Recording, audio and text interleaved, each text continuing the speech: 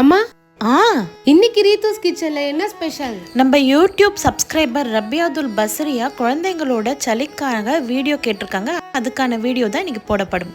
ஓ அப்படியா, சரிம்மா. எங்கள் வீட்டு குழந்தைக்கு 3 வயசு. அவளுக்கு இருமல் அதிகமாக இருந்தது. இந்த பால் குடிச்சு அவளுக்கு சீக்கிரமே 2 நாள்லயே சரியா போச்சு. அதனால நான் உங்களோட இதை ஷேர் பண்ணி ஒரு டம்ளர் தண்ணி நல்லா கொதிக்க வச்சுட்டு அது நல்லா கொதி வந்ததுக்கப்புறம் ஒரே ஒரு சிட்டிகை தான் மஞ்சள் போடணும். அம்மா, இன்னைக்கு என்ன விடுகதை மறந்துட்டியா? ஓ கரெக்டு. வாயிலே தோன்றி வாயிலே மறையும் பூ என்ன பூ? என்ன சிரிச்சிட்டு இருக்க? இதுதானே ஆன்சரு. இதுக்கான கரெக்ட் ஆன்சர் கமெண்ட் பாக்ஸ்ல போய் பாரு. ஆனா இந்த விடுகதைக்கான கரெக்ட் ஆன்சர் வந்து வீக்கெண்ட்ல கமெண்ட் பாக்ஸ்ல கண்டிப்பா பின் பண்ணப்படும். இப்போ ஒரு டம்ளர் தண்ணியில மஞ்சள் நல்லா கொதிச்சிட்டு இருக்கு. கொதிச்சதுக்கு அப்புறம் ஒரு 1/4 ஸ்பூன் மிளகுத்தூள் போட்டுக்கலாம். 2 ஏலக்காய் தட்டி சேர்த்துக்கலாம்.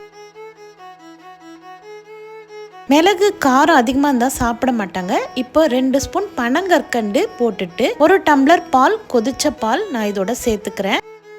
இப்போ பால் நல்லா கொதி வருது. 2 கொதி வந்த உடனே நம்ம ஆஃப் பண்ணிடலாம். இந்த ட்ரிங்க்குக்கு வயது வித்தியாசமே இல்லை, யார் வேணாலும் குடிக்கலாம். நாள்பட்ட இருமல் சீக்கிரமே குணமாகும்.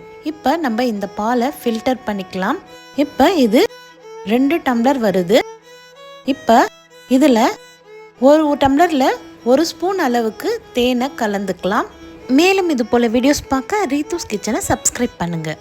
தேன் மட்டும் ஃபில்டர் பண்ணதுக்கப்புறம் நம்ம தேனை கலந்துடணும். ரபியா மேடம் உங்கள் ஃபீட்பேக்கை சொல்லுங்கள்.